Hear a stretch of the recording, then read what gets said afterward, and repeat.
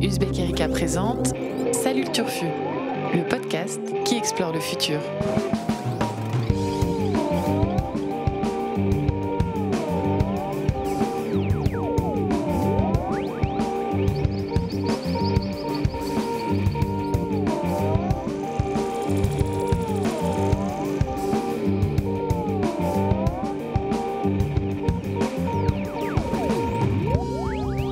Salut à toutes, salut à tous et surtout salut le Turfu, le podcast de l'actualité du futur vu par la rédaction d'Uzbek et Rika. Alors aujourd'hui, pas de revue de presse classique, pas de tri dans l'actu pour vous dire ce qui est selon nous historique, anecdotique. Non, aujourd'hui on vous a concocté encore une édition spéciale, décidément, il y a beaucoup d'éditions spéciales en ce moment. On vous avait dévoilé dans notre précédent podcast le sommaire et les petits secrets de fabrication du nouveau numéro, qui est évidemment, je le rappelle, disponible dans tous les bons kiosques depuis le 4 juillet. Mais on avait envie aujourd'hui de vous donner quelques recommandations culturelles estampillées Turfu pour l'été, pour bien profiter de votre été. Car oui, c'est l'été, c'est même déjà les vacances pour certains d'entre vous. Vous êtes peut-être là, maintenant, tout de suite en train d'écouter ce podcast lascivement allongé sur votre serviette, les doigts de pied en éventail couverts de sable fin. Qui sait ? En tout cas, l'été est là, les premières canicules printanières sont déjà passées. Nous sommes au mi-temps de l'année 2019, c'est donc le moment de faire un premier bilan tranquillement. Un premier semestre qui a été plutôt pas mal du côté de la fiction et des œuvres de fiction sur le futur. Il y a eu quelques super œuvres qu'on a chroniquées évidemment sur notre site avec des articles spécifiques, qu'on a discuté aussi autour de cette table dans ce studio, mais reconnaissons-le, une petite session de rattrapage n'est pas de trop et ne fait de mal à personne, surtout en cette période estivale où nous sommes, je vous le rappelle, censés déconnecter, censés lire tous ces pavés qui s'accumulent sur vos tables basses et voir toutes ces séries chronophages que vous aviez laissées traîner dans la salle d'attente. Donc pour vous aider, pour vous guider, on va vous donner quelques conseils, mais on va faire ça de manière un peu inédite.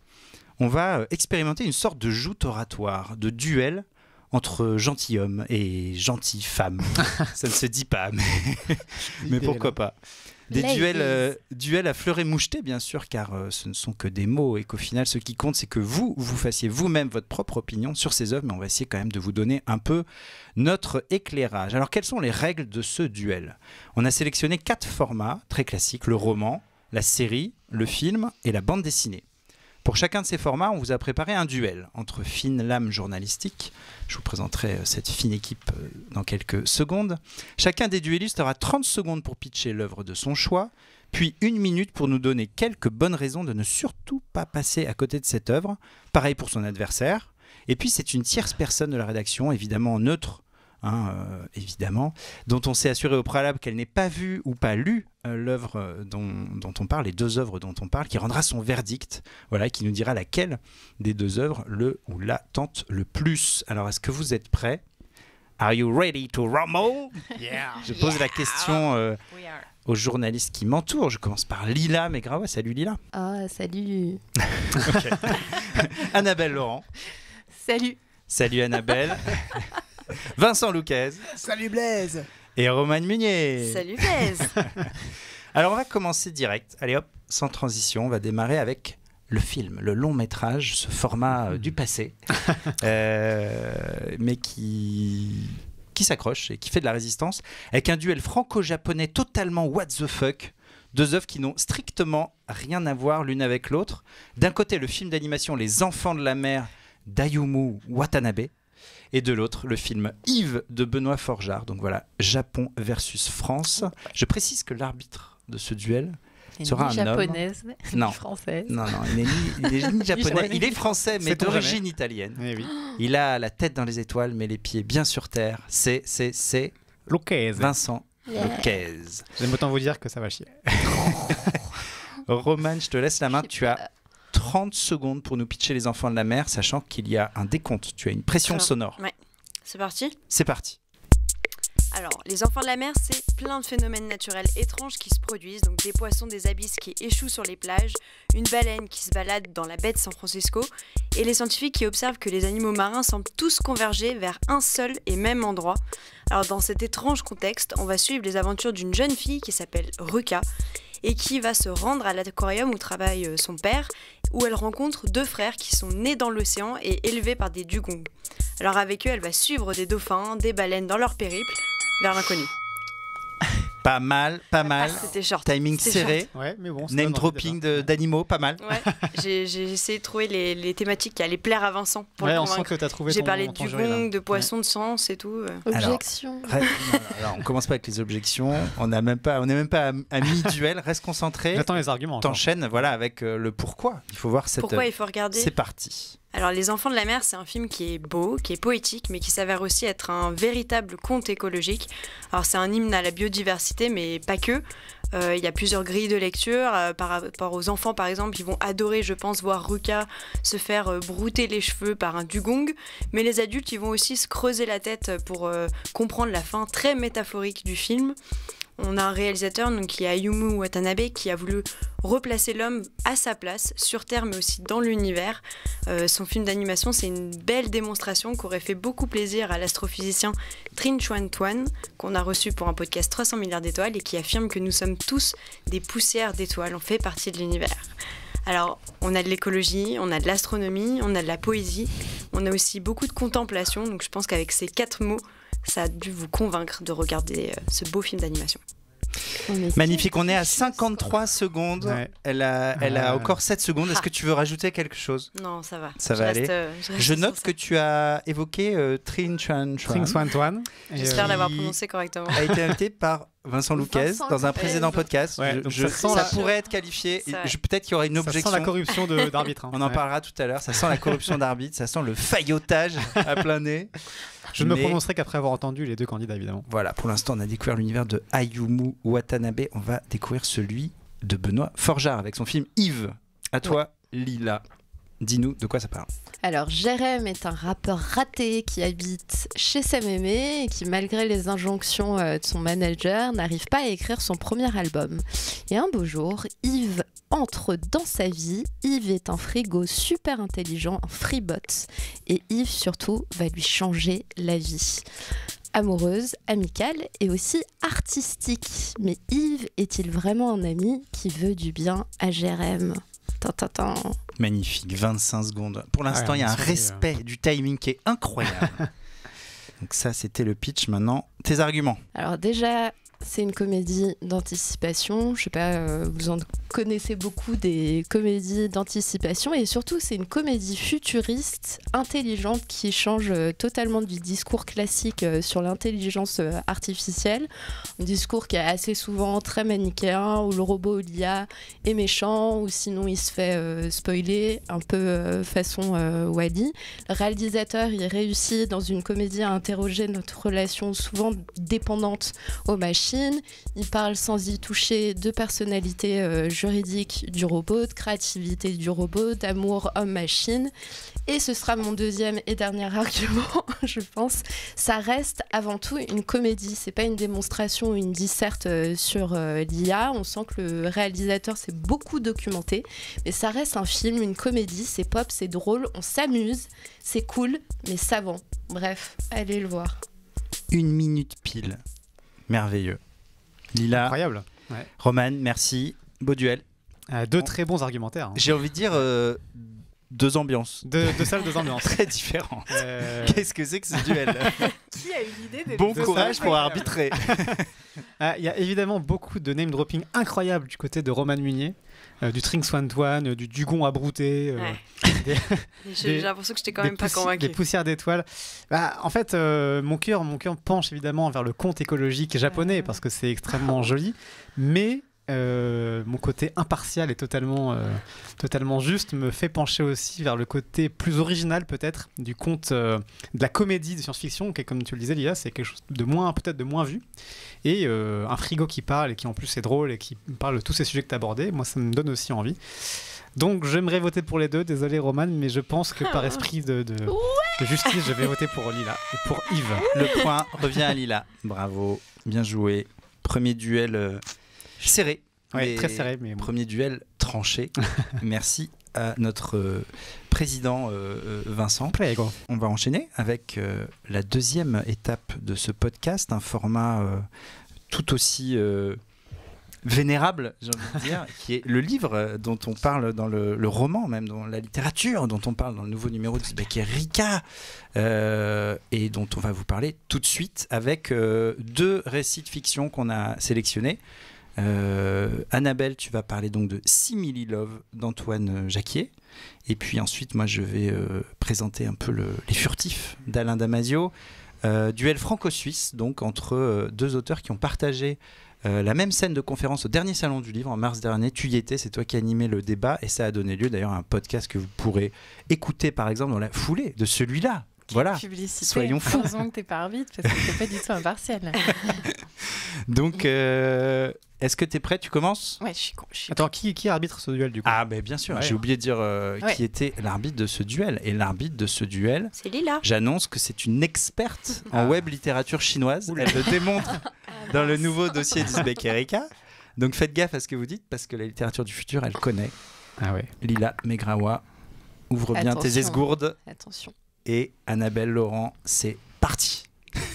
Nous sommes en 2040 et le monde est aux mains de Deus, une méga entité qui regroupe les géants de l'agroalimentaire, du numérique, de la finance, qui se sont associés pour organiser le transfert de l'autorité humaine aux algorithmes. Ces algorithmes ont trié la population sur la base de leurs moyens financiers. Il y a 5% d'élites, 25% de désignés, 70% d'inutiles. Le héros du roman, il est écrivain, il doit pondre à la chaîne des scénarios de télé-réalité et il s'ennuie à mourir, donc il fait l'acquisition d'une androïde qui va lui faire découvrir le Simili Love. Oh là là, Wow, placement vous du n'aurez pas. mot-clé. Placement du Du titre mot-clé. sur le Voilà. gong. Bien joué. Alors pourquoi il faut Allez, lire c'est reparti. Simili Love? D'abord parce que son auteur suisse, Antoine Jacquier, est surnommé le Virginie Despentes de la littérature romande, ce qui pourrait faire un argumentaire en soi. Il est Travers social, c'est son 3e roman et il y a mis tout son cœur. Il y a mis aussi toutes ses obsessions. Il s'est inspiré d'à peu près tous les essais qu'on lit pour Uzbek Erika et dont on parle. Stephen Hawking, Cathy O'Neill, Harari, Serge Tisseron, Pablo Servigne. On parle donc de gouvernance algorithmique, d'inégalité, de risque permanent de la fuite des données, d'IA, de réflexion sur la naissance de l'empathie, des dangers de l'hyperconnexion, de la perte du lien à la nature, etc. etc. Tout ça sans empiéter sur l'histoire dont j'ai dit beaucoup dans le scénario. Et comme mon avis ne vaut rien, sache qu'un certain Alain Damasio l'a lu, l'a aimé, et que c'est beaucoup plus court que Les Furtifs et qu'il fait beaucoup trop chaud pour lire un pavé de 800 pages. Je reconnais bien là cette manière de savonner la planche en crachant l'adversaire. C'est extrêmement déloyal, mais c'est fait avec habileté. Donc je salue. Du bon name, Je salue dropping l'effort. encore, hein. Il y a beaucoup de noms. Ouais, il y a du name Name dropping. dropping. Sur le fond, là, éditorialement, on est sur des grosses œuvres quand même, très uzbékiennes, hein, clairement. Bon, bah c'est à moi de m'y coller. Allez, c'est parti. Dans un futur proche, Les Furtifs donc, nous montrent un univers où le capitalisme a étendu ses ramifications jusque dans les moindres interstices de la vie. Tous les citoyens sont bagués, couvés par des intelligences amies, des IA. Tous non, car une poignée d'irréductibles Gaulois résiste à l'envahisseur. Dans cette société technologiquement aliénée, on suit Lorca Varese, le papa qui cherche Tishka, sa fille de 4 ans qui a disparu mystérieusement. Pour tenter de la retrouver, il intègre une unité d'élite de l'armée, les chasseurs de furtifs. Les furtifs, des créatures dont on sait très peu de choses, sinon qu'elles existent, et que leur capacité de communication et de métamorphose dépasse l'entendement. Triche. Ouais, j'ai un peu triché. Ouais. Je vais donc m'enlever. Ce sera retenu par l'arbitre. Je vais donc m'enlever 10 secondes de temps de parole sur cet argumentaire. Allez, c'est parti. Alors pourquoi il faut lire Les Furtifs d'Alain Damasio? Tout simplement parce que c'est le best-of de Damasio. C'est l'argument qu'avait utilisé son éditeur pour présenter le livre. C'est le meilleur de ses 2 premiers romans. Tous les thèmes damasiens sont là. Les obsessions damasiennes, notamment l'importance du corps et des sens, de la vie, quoi. Avec comme toujours une bande, un groupe, une horde, une team de personnages incroyables, hyper attachants, qui sont chacun à leur manière des maillons essentiels d'une équipe de rêve. Des sortes d'Avengers mais version alternos. Donc voilà, c'est des super persos et des super thèmes damasiens. Ensuite, c'est le plus beau livre qui ait jamais été écrit sur la parentalité, les angoisses, les réactions irrationnelles, la puissance de l'amour fou, tout ce qui fait la paternité et la maternité est là, merveilleusement décrit. C'est un livre qui te rappelle pourquoi tu fais des enfants ou qui peut te donner envie d'en faire pour connaître cette nouvelle forme de lien, d'expression et de beauté de la vie. C'est un livre sur la puissance de l'amour filial qui nous rappelle à quel point les enfants sont des êtres ouverts et créateurs contrairement aux adultes. Presque. J'ai pas enlevé mes 10 secondes. Il y avait trop de choses à dire. Ouais. Ah, c'est compliqué là. Hein. Vous êtes meilleur que moi hein, sur le timing. La tâche. Bon, allez, Lila. Faut trancher. Est-ce que j'ai le droit à une question subsidiaire? Ouais. Si c'est ça dépend. Pour trancher, parce que les deux œuvres me paraissent quand même toutes les deux très uzbékiennes. Damasio, il part avec une sacrée avance. Je pense que chez Uzbek, on est à peu près la moitié à désirer le lire. Donc, petite question subsidiaire. Qu'est-ce que ça vaut littérairement parlant? Et je pense que ça m'aidera à... Annabelle, Antoine Jacquier, Simililov. J'allais juste dire que soit tu soutiens des mastodontes déjà acclamés par tout le monde et dans absolument tous les magazines, soit tu as envie de dire qu'il y a peut-être un intérêt à découvrir des jeunes auteurs. Cette manière de faire croire que la niche est mainstream, c'est tellement uzbékien, alors que pas du tout, pour une fois qu'il y a un putain de roman de SF qui fait un best-seller. Français. Quelle lâcheté intellectuelle aujourd'hui. Je vais me venger plus tard. Littérairement parlant, ça vaut quoi? Selon tes goûts, tout à fait. Les tiens. Je saurais pas te dire non, mais je sais pas trop. C'est pas ce qui m'a frappé le plus. Voilà, j'étais quand même plus. Voilà, mais si j'ai retrouvé à nouveau mon habitude de taper sur l'adversaire, c'est accessible et beaucoup plus qu'un certain. Certain auteur qui écrit en sorte d'italique chelou à chaque début de paragraphe. Alors moi, je ne parle pas de l'adversaire. En fait, je m'occupe de mon jeu. Pour employer la métaphore footballistique. Il faut jouer la balle, il faut pas jouer l'adversaire. Voilà. Donc en fait, Alain Damasio, c'est pas du tout si compliqué que ça. Il suffit d'être un petit peu concentré quand on lit un livre, ce qui est normalement le cas quand on lit un livre, quoi. C'est pas une appli. Il y a une vraie invention. Non, mais il y a Damasio, c'est toujours l'audace. On retrouve effectivement un style par personnage. Donc ça, c'est au bout de 20-30 pages, on a compris le truc, on rentre dedans. C'est très audacieux. Il y a parfois des trucs tellement audacieux que on devient lourdingue, avec des fois des jeux de mots un peu Raymond DeVos, quoi. Un peu gratos, des clins d'œil à l'actu un peu facile. Mais franchement, ça ressemble vraiment à du Damasio, quoi. Il a inventé son style. Donc ça, c'est quand même assez remarquable. Eh ben, écoute, tu m'as aidé à trancher. Je donnerai mon point à la littérature et au style. Donc à Damasio. Désolé. J'ai le triomphe modeste. J'enchaîne avec le 3e chapitre de ce podcast. Les séries. Et oui, les séries. Avec quelle série au programme? Une focale clairement catastrophiste aujourd'hui, voire collapso-effondrementiste, puisque ce nouveau duel va opposer la série Years and Years, production de la BBC, coproduite HBO, à la série Tchernobyl, elle aussi production HBO avec Sky, 2 mini-séries de 6 épisodes pour un duel qui paraît un petit peu plus équilibré, en tout cas sur le papier, et éditorialement peut-être plus cohérent que les 2 précédents. Donc Vincent, tu vas nous dire pourquoi Tchernobyl vaut le détour, enfin en tout cas la série, peut-être pas le voyage à Tchernobyl. Je déconseille plus le voyage. Et puis après, Annabelle va défendre Years and Years pour prendre sa revanche peut-être. Alors, qui devons-nous séduire? Alors, qui dois-tu séduire? Tu dois séduire quelqu'un d'extrêmement sérivore. Une binge-watcheuse de l'éternel, capable de s'enquiller 6 épisodes de Stranger Things d'une seule traite. Et je parle de la saison 3, donc c'est une performance. Tout en ayant monté 3 podcasts la veille et 5 le lendemain. Voilà. Donc, j'ai reconnu. Une experte écran et fiction, c'est Romane Munier. Donc il va falloir. Je vais regarder en Sois convaincant, Vincent. Tout à fait. Je vais me venger un peu, sinon. Ce serait malvenu. Allez, on commence par Vincent cette fois.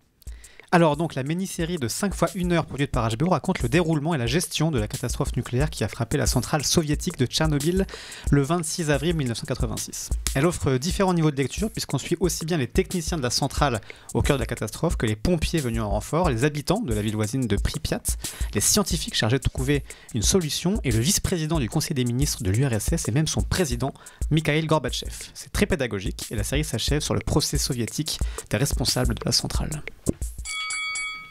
Parfait. Juste sur le gong. And now, les arguments.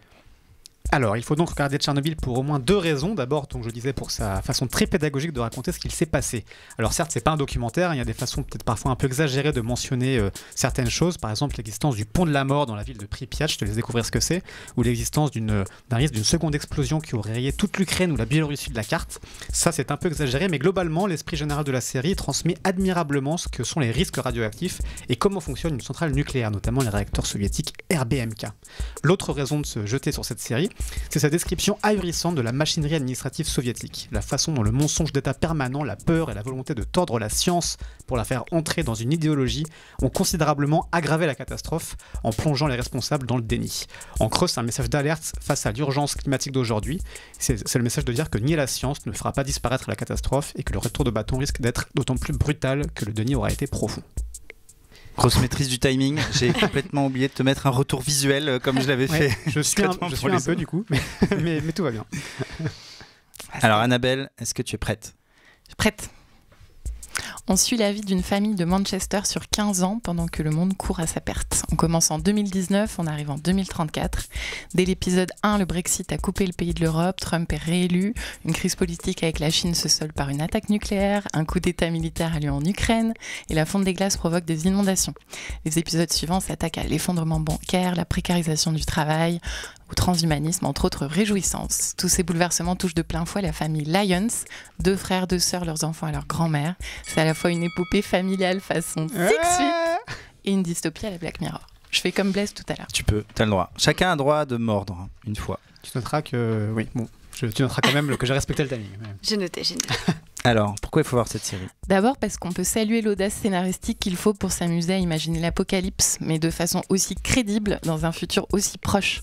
Le monsieur qui est derrière cette idée, c'est Russell T. Davies, le scénariste de Queer as Folk et Doctor Who, qui nous rappelle que certaines thématiques sont beaucoup trop rarement explorées en fiction, alors qu'elles le méritent.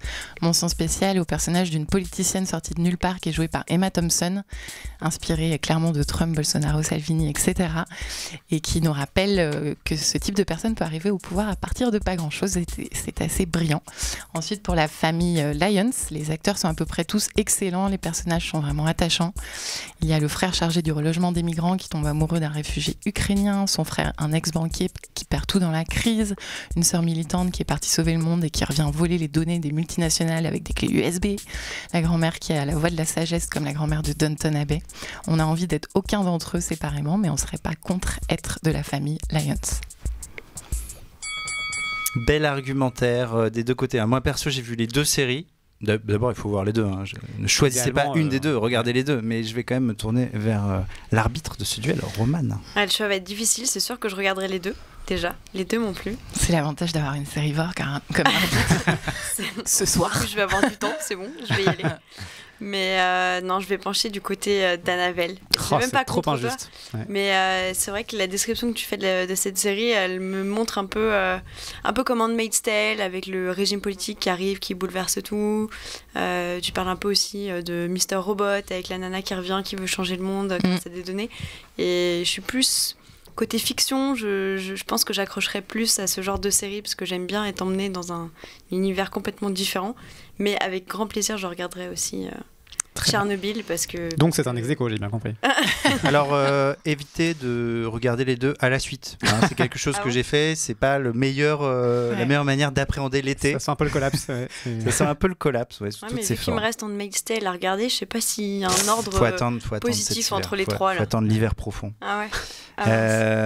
Et ben c'est donc Annabelle qui fait le point. Bravo Annabelle, on enchaîne avec le dernier chapitre. Doucement de ma défaite. Mais tu peux pas tester Damasio quoi. Alors dernière partie de ce podcast avec la bande dessinée. Un bel objet la bande dessinée dont on parle pas assez souvent sur Uzbek. Un duel qui sur le papier semble là aussi éditorialement équilibré puisque c'est 2 albums qui nous parlent de nature et de conviction écologique. Le premier c'est Thoreau et moi de Cédric Tarling, ou Tarling, je ne sais pas comment on dit. On va dire Tarling, on va le faire à l'anglaise. Et c'est Vincent Luquez qui en est le porte-parole. Et l'autre, c'est le second, c'est la recomposition des mondes d'Alessandro Pignocchi. Décidément, Vincent Luquez, Alessandro Pignocchi. Il y a une ambiance. Ouais. Et c'est moi qui vais vous en parler. Est-ce que tu veux commencer ou est-ce que tu veux que je commence ? Tu as commencé tout à l'heure. Vas-y, j'ai pris la main la première fois. Donc très bien. Eh bien, je prends la main. L'arbitre de ce duel, évidemment, est une femme, c'est une experte en nature et en écologie, puisqu'elle est capable de disserter aussi bien sur le potentiel boycott de l'avion que sur le retour de la nature à Paris ou sur les lundis sans viande. C'est Annabelle Laurent. Et elle va devoir donc... Vous n'avez pas prévenu de ces petites intros.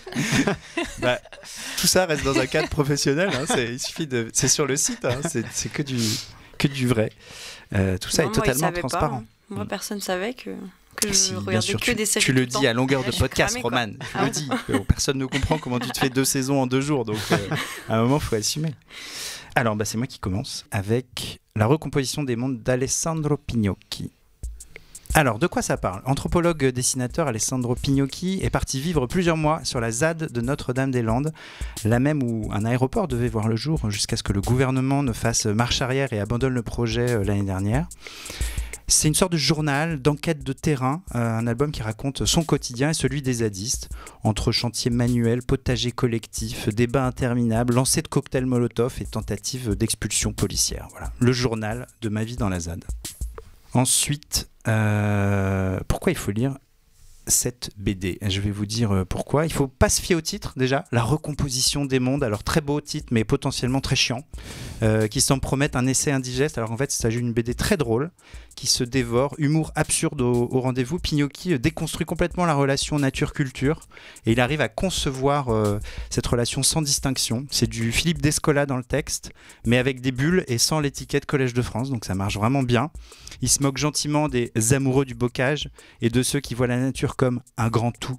Et puis on croise des zadistes qui proposent aux flics de prendre un petit café pour se détendre, un autre qui est affecté parce qu'il croise une salamandre écrasée sur la route. En cuisine, on se demande s'il faut enlever la partie pourrie des courgettes ou bien si c'est trop bourgeois. Donc c'est vraiment rigolo. Il raconte plein d'anecdotes, plein de dialogues de la vraie vie dans la ZAD que peu de gens quand même ont expérimenté en France. Et puis Pignocchi est quand même ornithologue, ancien chercheur en sciences cognitives. Il passe la moitié de l'année avec les Indiens Jivaro. Donc voilà, il y a 1 milliard de trucs à nous apprendre. Je note que tu as progressé en timing. J'ai fait des efforts. Ouais. J'ai essayé d'être plus concis. Ouais. C'est aussi bien que Damasio. C'est pas pour ça. Il y a autant de trucs à dire. Il tente de déstabiliser avec ce faux compliment qui... Non, mais je note que quand tu dépasses, tu gagnes. Donc, Je trouve que vous commentez vachement ce que je fais. Moi, je suis hyper sobre, concentré et stop quoi. Arrêtez, vous allez me déstabiliser.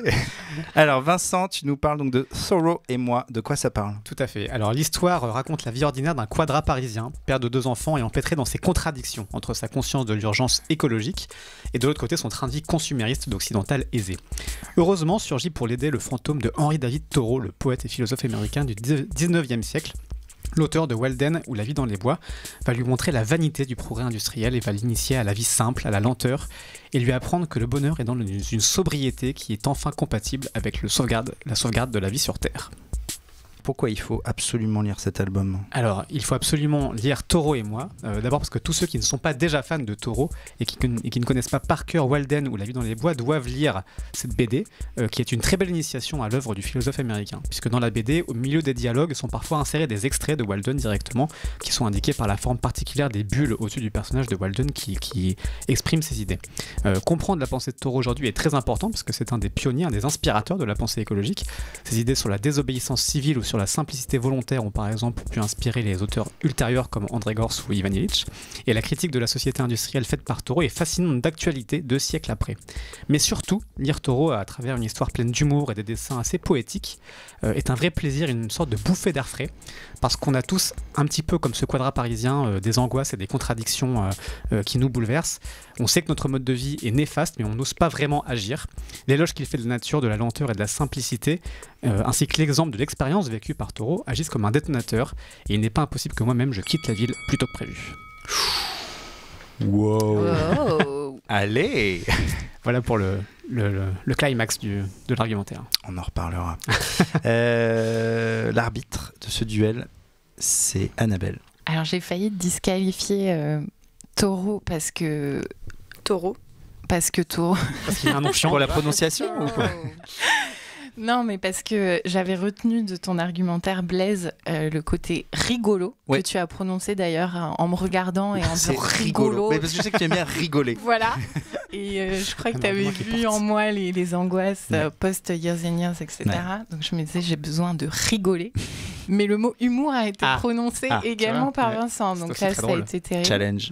J'ai eu quelques minutes de doute. Et en fait, du coup, c'est le thème qui va trancher. Et je suis plus le cadra en moi.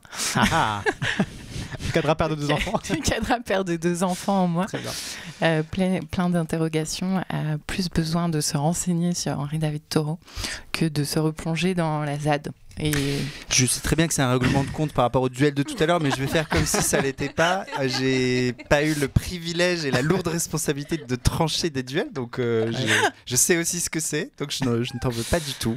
voilà. J'accepte cette défaite. Merci Annabelle. Merci à vous. C'est presque fini ce podcast de l'été et de la culture du futur, de la culture fut, comme on dit entre nous. On est rentré dans les arrêts de jeu, il reste quelques minutes, mais pour finir, en fait, on s'était dit, chers auditeurs, chères auditrices, que avant de vous laisser plonger dans la piscine, décapsuler une bière ou sortir vos raquettes pour faire un petit tennis ou juste aller faire une belle petite sieste estivale, on allait encore allonger un petit peu la liste des œuvres incontournables. Chaque journaliste d'Uzbek va vous faire une petite recommandation supplémentaire. Cette fois, pas de duel, juste un coup de cœur et pas forcément turfu d'ailleurs. Juste Donc, un kiff. Juste un petit kiff. Voilà, le petit kiff Gratos. final. Ouais. Il y a de tout, hein. Il y a de la série, il y a du bouquin. On va commencer avec, je crois, l'Italie. Décidément. Annabelle, tu nous renvoies encore une fois en Italie. Oui, je vous conseille chaudement, comme disent les lanceurs Facebook, de regarder Il Miracolo, qui est donc une série dont l'histoire est centrée autour d'une statuette de la Vierge qui pleure du sang dans une piscine abandonnée de Rome. Autour de cette Vierge qui a donc été découverte par la police dans le repère d'un chef de la mafia calabraise et dont personne ne comprend le miracolo qui lui fait remplir des bassines et des bassines de sang. Il y a d'abord Vota, le chef des RG, qui se charge de l'enquête, puis le Premier ministre Fabrizio Pretiomarchi, qui avait d'autres chats à fouetter parce qu'il prépare un Italexit, un référendum sur la potentielle sortie de l'Italie de l'UE, et se retrouve à devoir décider s'il veut révéler la Vierge et provoquer à coup sûr un pèlerinage géant, ou à préserver son pays. Il y a aussi sa femme, une chercheuse en biologie qui va vouloir analyser le sang, un prêtre, on l'a dit avant d'enregistrer le podcast, complètement flippant, et une babysitter qui donne des cauchemars à Vincent Louquez. Beaucoup. Tous gravitent autour de la Vierge miraculeuse auquel ils vont croire ou non et qui pourrait les faire basculer dans la foi. Ça m'a beaucoup fait penser à une autre série fétiche, les Leftovers, qui est aussi axée autour d'un événement fondateur inexpliqué qui interroge la foi et pas seulement. Le scénariste, c'est un romancier, Niccolo Amaniti. La série a été diffusée en janvier sur Arte et on ne s'est pas encore renseigné avant ce podcast pour savoir si elle est encore disponible, mais pas sûr. Voilà, ça dure que 8 épisodes de 50 minutes. La réalisation est géniale et la BO que vous entendez est tout aussi géniale. On ose chanter. On va Attention. l'écouter juste quelques secondes. Attention.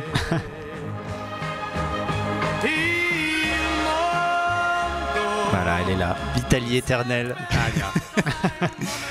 Alors, Il Miracolo, oui, il faut absolument voir cette série. Il faut absolument lire les livres de Niccolo Amaniti aussi, qui sont très beaux et très bien écrits, très drôles. On va enchaîner avec Vincent. Allez. Eh bien moi je vais vous parler d'un film d'animation qui s'appelle La Tortue Rouge. Je vais rester sur ma thématique mystique écologique parce que c'est un très joli film d'animation donc, qui parle d'écologie, qui est réalisé par le néerlandais Michael Dudok de Witt et qui est sorti déjà en 2016. Alors c'est l'histoire d'un naufragé qui se réveille sur une île déserte, seul et sans ressources, donc assez classique, sauf que l'île et sa nature capricieuse empêchent l'homme de repartir. Cette contrainte est personnifiée par une tortue rouge géante qui va d'abord rendre l'homme fou de rage avant qu'il n'apprenne progressivement à aimer la vie sur l'île, à y connaître la joie, l'amour, la peur, la tristesse et le deuil. Bref, c'est une sorte de métaphore de la vie, un conte écologique, au dessin épuré, aux très belles couleurs, fascinant pour les enfants comme pour les adultes, et l'une des prouesses de ce chef-d'œuvre est notamment qu'il ne comporte aucune parole. Juste quelques cris, une très belle bande-son, de très beaux bruitages, mais voilà, c'est 1h20 sans un mot, qui vous envoûtera du début à la fin de façon absolument certaine. C'est bien dit. Ça donne envie, je ne l'ai pas vu. Eh bien, allez-y, jetez-vous dessus. Très bien. Avec tes enfants, Blaise, tu peux éventuellement... Tu peux me jeter dessus. Et Cool. Et moi, en tant que cadre avec 2 enfants, aussi. Tu peux aussi, c'est recommandé. Moi, je l'ai vu, je l'avais bien aimé aussi. Ah, c'est validé. Approved by Roman Munier. Ça fait partie des films que tu vas voir un peu par hasard et dont tu ressors en te disant... Non, moi j'ai pas été par hasard. On a vraiment beaucoup insisté pour que j'y aille. Et du coup, j'étais venue avec beaucoup de... Mais j'ai pas été déçue. Alors, il avait eu le prix un prix à Cannes, je crois, un autre regard ou un truc comme ça. Un certain regard. Je me suis pas renseigné à fond sur ce prix. Le fameux prix qui a déclenché tellement de vannes et de montage photo. Exactement. Parce que le nom du prix est incroyable. Ouais. Mais bref, en tout cas, allez-y, quoi. Alors, Lila, un livre, je crois. Oui, je vais rester un vieux livre. Rétro-futuriste, effectivement. Évidemment, ça m'étonne pas. Bah ouais. Écoute, rétro-futur. Oui, je vais vous parler de Paris au XXe siècle de Jules Verne. C'est une de ses œuvres de jeunesse qui a été écrite en 1860, mais publiée en 1994. Pourquoi ? Parce que l'éditeur historique de Jules Verne, Hetzel, avait retoqué à l'époque le roman en lui expliquant que de toute façon, on ne croira absolument pas à vos prophéties. Donc effectivement, il s'agit d'un roman d'anticipation. L'ami Hetzel, l'éditeur, avait totalement tort, puisque Paris au XXe siècle est sûrement l'une des œuvres les plus visionnaires de Jules Verne. Alors dans Paris au XXe siècle, Jules Verne place l'action en 1960. Il met en scène un jeune homme fou de belles lettres, qui est en décalage total avec son époque. L'éducation nationale a été privatisée, le latin est une langue morte, le français est près d'être mort au bénéfice de l'anglais. On ne sait même plus qui est Victor Hugo. Dans ce monde, les sciences sont gagnées, la culture telle qu'on la connaît aujourd'hui est méprisée, les arts reconnus sont d'abord mécaniques, et pour réussir, il faut devenir un homme pratique, ne pas avoir de talent, mais des capacités. Donc ça correspond plus ou moins aux fameux soft skills, si appréciés par les RH d'aujourd'hui. Tout est devenu scientifique, même la guerre, puisque ce sont les machines qui tuent. Et Jules Verne a également d'autres fulgurances technologiques. Il imagine des métros aériens propulsés à l'air comprimé. Coucou l'Hyperloop. Il imagine des voitures à hydrogène silencieuses, donc croiser voitures à hydrogène et les voitures Tesla. Il imagine également des ordinateurs qui ont des premiers servants, donc des serviteurs qui les nourrissent. Qui alimentent nos ordinateurs. Belle petite œuvre visionnaire qui a été publiée chez Fayard il y a quelques années seulement. Je vous invite à redécouvrir ou découvrir tout simplement Paris. Il y a eu aussi de très beaux dessins de Françoise Keuten sur Paris au XXe siècle qu'il faut absolument voir. Je note que tu nous parles de futur même quand tu n'es pas obligé de parler futur. C'est la Uzbek Touch. Ouais. Voilà. Merci Lila. Roman, je crois que tu voulais nous parler d'une série. Ouais, une série qui parle pas de futur mais plus de destin. C'est la série Dark. La saison 2 est sortie là il y a d'un mois. La première saison était sortie en 2017 sur Netflix. Et je vous conseille cette série pour les vacances parce qu'il faut du temps pour la regarder. Il faut être concentré, il faut être au calme pour pouvoir vraiment se plonger dedans. Parce que c'est une série qui est hyper complexe, qui a beaucoup d'intrigues et qui nous emmène dans un petit village de Winden qui est bloqué entre plusieurs failles temporelles distantes de 33 ans. Et donc en fait, il va y avoir des disparitions d'enfants, des voyages dans le temps, on va parler d'apocalypse, de centrales nucléaires mystérieuses, de mensonges, de trahisons.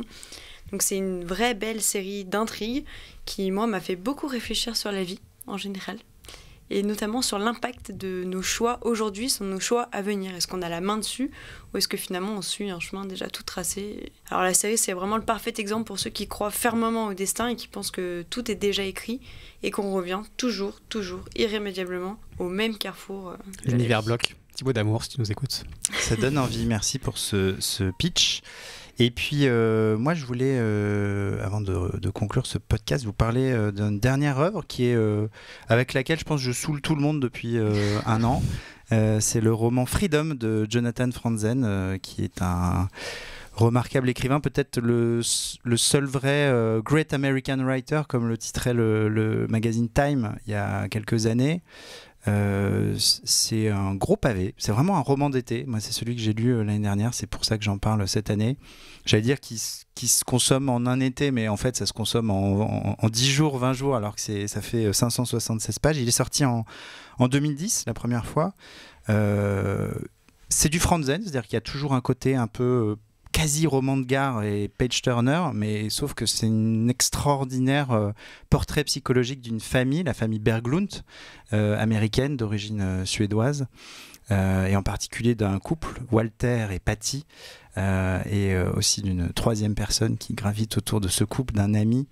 Et donc, voilà, je vous laisse découvrir ça, c'est juste fabuleux, c'est une fameuse grande saga familiale. On rentre vraiment dans la tête des personnages, notamment des personnages féminins, qui est une des qualités de Jonathan Franzen, une espèce d'extra-lucidité sur son époque, puis une trame écologique aussi qui est intéressante sur les grands projets dans les milieux protégés, et puis sur la surpopulation, qui sont deux thématique centrale du livre.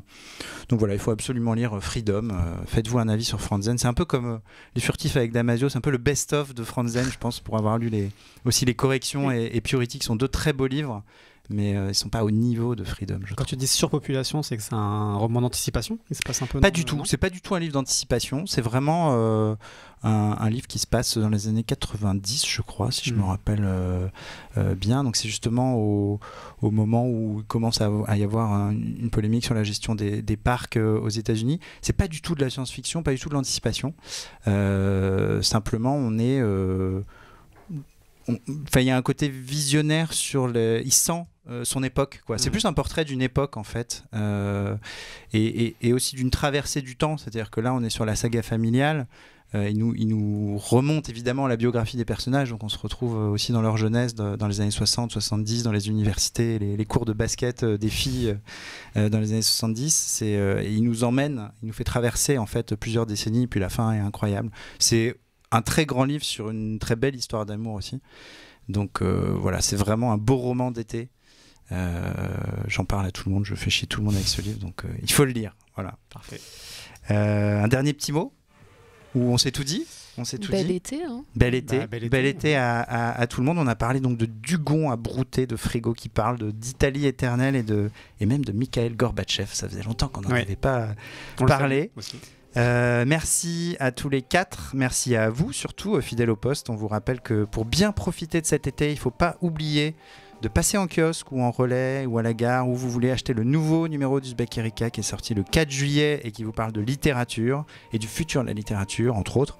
Et puis continuez à nous écouter, continuez à nous lire, à réagir.